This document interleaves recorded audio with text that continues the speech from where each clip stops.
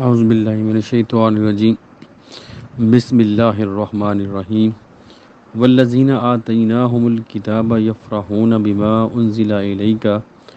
ومن الاحزاب من ینکر بعضہ قل انما امرت ان اعبد اللہ ولا اشرک بہ الیہ ادعو والیہ مآب۔ اور جن لوگوں کو ہم نے اس سے پہلے کتاب دی تھی وہ اس پر خوش ہوتے ہیں جو آپ پر اتارا گیا ہے، اور ان گروہوں میں سے ایسے بھی ہیں جو اس کے بعض حصے کا انکار کرتے ہیں۔ آپ کہہ دیں مجھے تو یہی حکم دیا گیا ہے کہ میں اللہ تعالیٰ کی عبادت کروں اور اس کے ساتھ شریک نہ بناؤں، میں اس کی طرف دعوت دیتا ہوں اور اسی کی طرف میرا لوٹنا ہے۔ وَكَذَلِكَ أَنزَلْنَاهُ حُكْمًا عَرَبِيًّا وَلَئِنِ اتَّبَعْتَ أَهْوَاءَهُمْ بعد ما جاءك من العلم ما لك من اللہ من ولی ولا واق۔ اور اسی طرح ہم نے اس کو ایک عربی فرمان بنا کر آپ پر نازل کیا، اور یقیناً اگر اپنے پاس علم آ جانے کے بعد بھی آپ ان کی خواہشات کی پیروی کی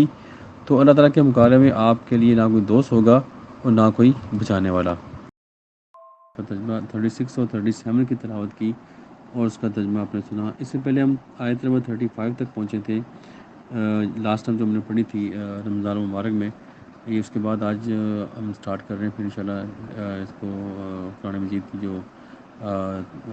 اس کی جو تفصیل ہے۔ تو 34 اور 35 جو ہم نے لاسٹ ٹائم پڑھی تھی، تو اس میں ہم نے پڑھا تھا کہ اللہ پاک نے فرمایا کہ جنت جو لاسٹ آیت تھی 35، جنت کی مثال جس کا متقیوں سے وعدہ کیا گیا ہے، اس کے نیچے نہریں بہہ رہی ہیں اور اس کا پھل اور اس کا سایہ دائمی ہے، یہ ان لوگوں کا انجام ہے جو متقی بنے، اور کافروں کا انجام آگ ہے۔ تو یہ اس میں لاسٹ آیت میں ہم نے پڑھا تھا۔ اس کے بعد جو آیت نمبر 36 ہے اس میں اللہ نے فرمایا کہ اور جن کو ہم نے ان سے پہلے کتاب دی تھی، یعنی کہ جو تورات اور انجیل جو کہ اہل کتاب جو تھے یہود و نصارہ تھے، ان کو جو کتاب دی گئی تھی، تو جب آپ صلی اللہ علیہ وسلم یہ کتاب نازل ہوئی قرآن حکیم، تو جو لوگ اس وقت اہل کتاب تھے جن کے پاس صحیح علم تھا، جو کہ کتاب کو تورات کو صحیح سمجھتے تھے، ان کا یہاں ذکر کیا جا رہا ہے کہ وہ جب انہوں نے اس قرآن کو سنا تو انہوں نے بالکل اس کو پہچان لیا کہ یہ بالکل حق کتاب ہے، یعنی کہ انہوں نے اس کا انکار نہیں کیا۔ تو کچھ لوگ تھے جہاں پہ قرآن جو اس آیت میں ذکر کیا گیا کہ ان میں سے کچھ گروہ ایسے ہیں کہ جو اس کے بعد اسے کا انکار کرتے ہیں، مطلب کہ کچھ لوگوں نے تو بالکل وہ اس کو ویلکم کیا اور اس کو خوش آمدید کہا، یعنی کہ انہوں نے پھر اس کو اسلام قبول بھی کیا، لیکن کچھ لوگ ایسے تھے جنہوں نے کچھ حصے کو تو وہ مان گئے لیکن کچھ حصے کو انہوں نے نہیں مانا۔ اس کی وجہ کیا تھی کہ جہاں پہ ان کے مفادات ٹکرا رہے تھے تو اس حصے کو انہوں نے انکار کر دیا، اور جو چیز ان کے ساتھ میچ ہو رہی تھی اس کو انہوں نے لے لیا، اس کو انہوں نے مانا، لیکن پوری کتاب کو ظاہر انہوں نے نہیں مانا اور اسلام کو قبول نہیں کیا، تو وہ اس کا فائدہ نہیں اٹھا سکے، اور جو بلکہ اس کو اس کی ضد میں آگے نکلے،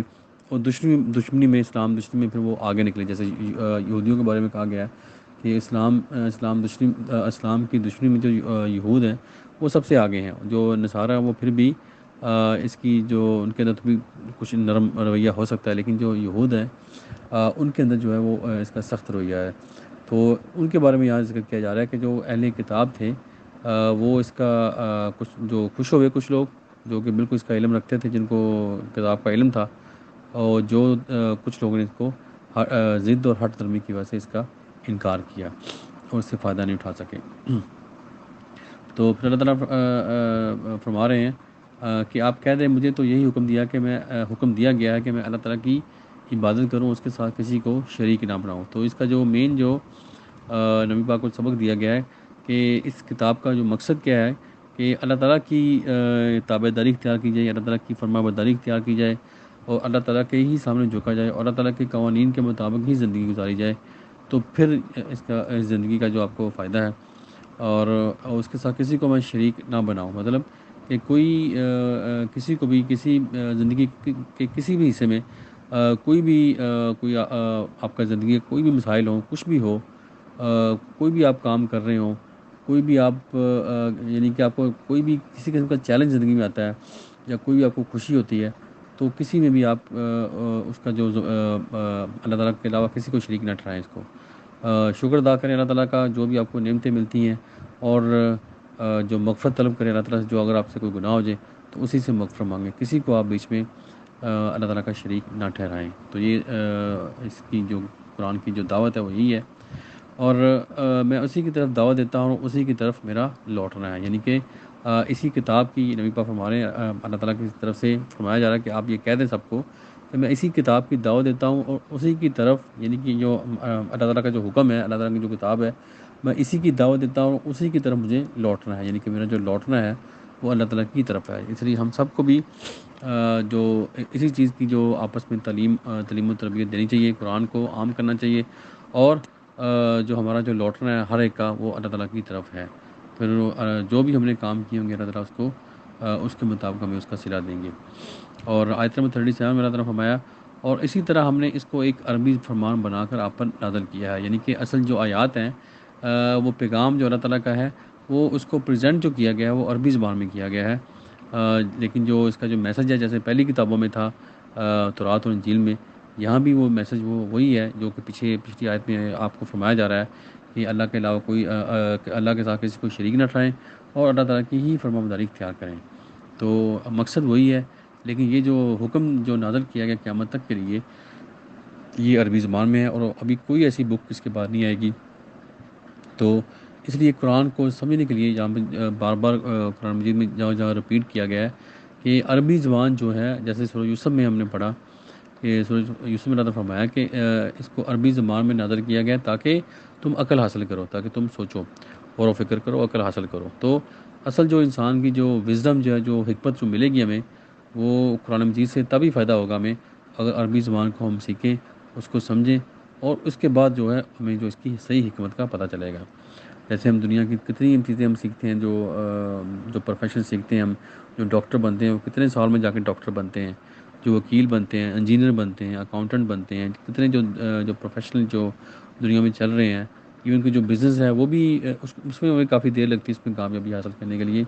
تو اس لیے ہمیں بھی عربی زبان کو ضرور سیکھنا چاہیے اور اس کے اوپر عبور حاصل کرنا چاہیے، تاکہ ہم قرآن کی جو حکمت ہے اس کو سمجھ سکیں، اور اپنی زندگی کا بھرپور جو ہے وہ مزہ اٹھا سکیں۔ جو بہت سی جو چیزیں ہم سے جس سے محروم ہیں ہم، جو دلوں کے جتنے سکون ہیں جو ہم سے چھپے ہوئے ہیں، وہ اگر ہم قرآن کو کا مطالعہ کریں، اس کی حکمت تک پہنچیں، تو ہمیں وہ زندگی کی جو سارے جو چھپے جو راز ہیں وہ وہاں تک ہم پہنچ سکتے ہیں۔ تو اور فرمایا جا رہا ہے، اور یقیناً اگر آپ اپنے پاس علم آ جانے کے بعد بھی آپ نے ان کی خواہشات کی پیروی کی، تو اللہ تعالیٰ کے مقابلے میں آپ کے لیے نہ کوئی دوست ہوگا اور نہ ہی کوئی بچانے والا۔ یعنی کہ نبی پاک کے ذریعے ہمیں بتایا جا رہا ہے کہ اگر علم آنے کے بعد بھی ہم جو دوسری خواہشات کے اوپر چلیں گے، اور اللہ تعالیٰ کے احکامات کے اوپر عمل نہیں کریں گے، اس کے مطابق فیصلے نہیں کریں گے، تو پھر اللہ تعالیٰ فرما رہے ہیں کہ پھر اللہ تعالیٰ کے مقابلے میں آپ کے لیے نہ کوئی دوست ہوگا، نہ کوئی مددگار۔ مطلب کہ اللہ تعالیٰ کے علاوہ جو بھی سسٹم ہے، جو بھی نظام ہے، وہ کوئی بھی آپ کی ہیلپ نہیں کریں گے۔ وہ یقیناً آپ کا جو کسی نہ کسی لمحے آپ کا ان سے ساتھ چھوٹ جائے گا۔ اگر دوست بنائے ہوئے ہیں یا کوئی ایسے نظام کو فالو کر رہے ہیں جو اللہ تعالیٰ کے نظام کے خلاف ہے، تو وہ آپ کا ساتھ چھوڑ دیں گے، اور یا آپ کو اس کا کوئی فائدہ نہیں پہنچے گا۔ اصل جو فائدہ ہے، جو صحیح جو ساتھ ہے، وہ اللہ تعالیٰ کا ہی ہے۔ اصل جو دوستی ہے وہ اللہ تعالیٰ کی ہے، جو کہ ہر جہان میں آپ کی وہ کام آئے گی، اس دنیا میں بھی، اور اس دنیا سے جب ہم رخصت ہوں گے تو اگلے جہان میں بھی وہ اللہ تعالیٰ کی دوستی ہی ہمارے کام آئے گی، اللہ تعالیٰ کی ہیلپ، اللہ تعالیٰ کی مدد سے ہی جو اگلی منزلیں ہیں وہ طے کریں گے۔ دعا ہے کہ اللہ تعالیٰ ہم سب کو عمل کی توفیق دے، اور اس قرآن پاک کو پڑھنے کی، اس کو سمجھنے کی اللہ تعالیٰ ہمیں توفیق دے، اور اس کو آگے پھیلانے کی